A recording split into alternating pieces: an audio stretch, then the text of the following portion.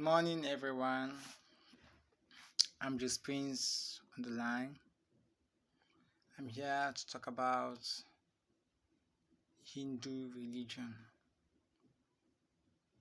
sun deities of India. Many countries have so many deities they pay their homage to. Homage to. Today we are going to talk about Indian deities, and some of their deities are. We have sun deities of India.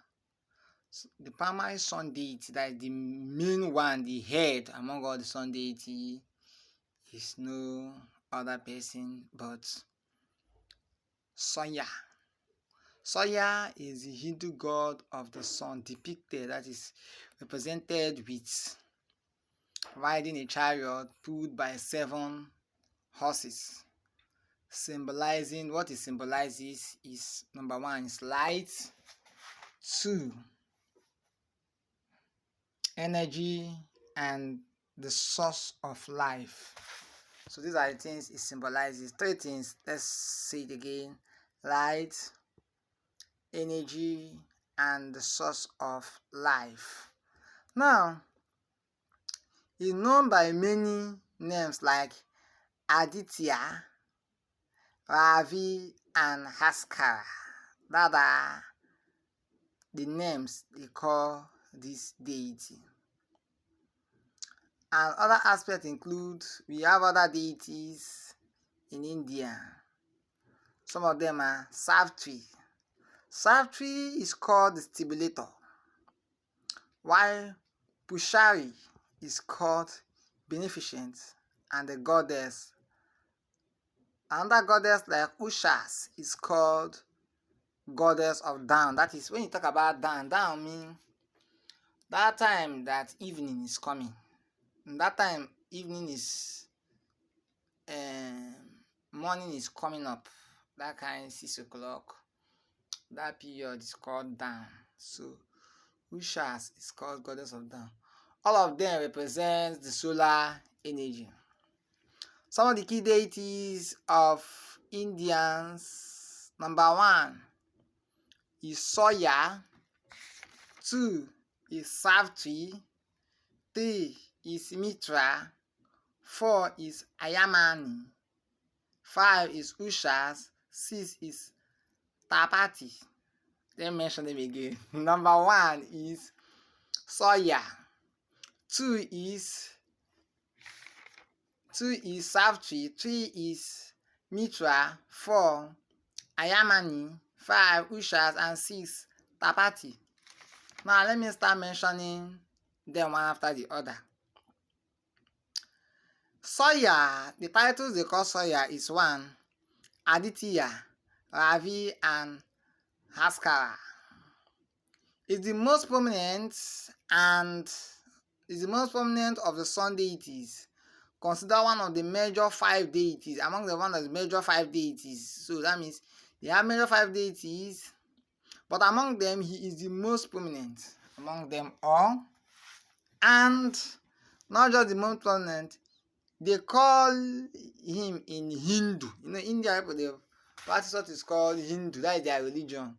When we talk about their language, it's Hindi, Hindi writing, Hindi this, Hindi this, Hindi this, Hindi this, Hindi this. So they call this deity Panchayantana. Panchayantana, that's what they call the deity, Panchayantana, or Panchayantana Puja, and the ruler of the Navagraha, 9 planets.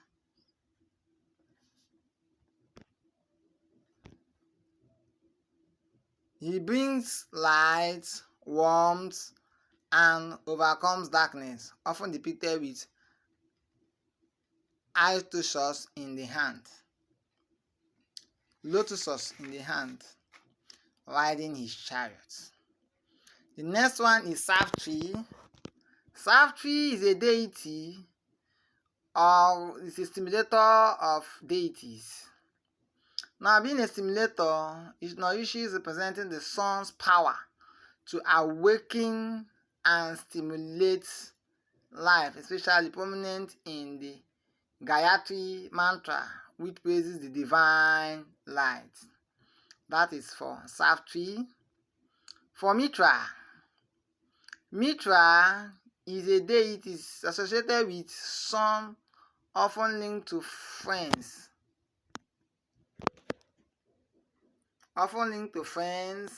And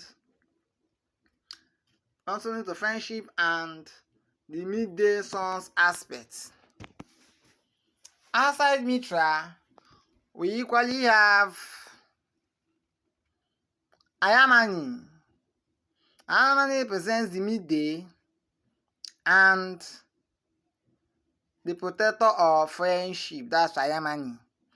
Ushas is a goddess of dawn, I told you, from evening till from early morning going on, symbolizing rising sun and new beginning appearing in the Vadis. Tapati is a sun goddess, another representing solar energy. Significance of in Hundis, what it signifies. Now, what those deities signify, but that deity, the hammer major more on Soya. The source of life. Soya is seen as the creator and the sustainer, the source of all energy and life in the universe. Vedic importance. He highly ranked in the Vedas, with the early description dating back from the 1500 BC. Worship celebrated in festivals like Ponga and Sankranti. Worship through practices like Soya Nahaskara and Soya Nahaskara is described as sun solution in yoga and invoked in a powerful mantras. Iconography typically shown in a chariot pulled by 7 horses, representing the colors of the light or day of the week, with lotuses or a radiant aura. Thank you for listening.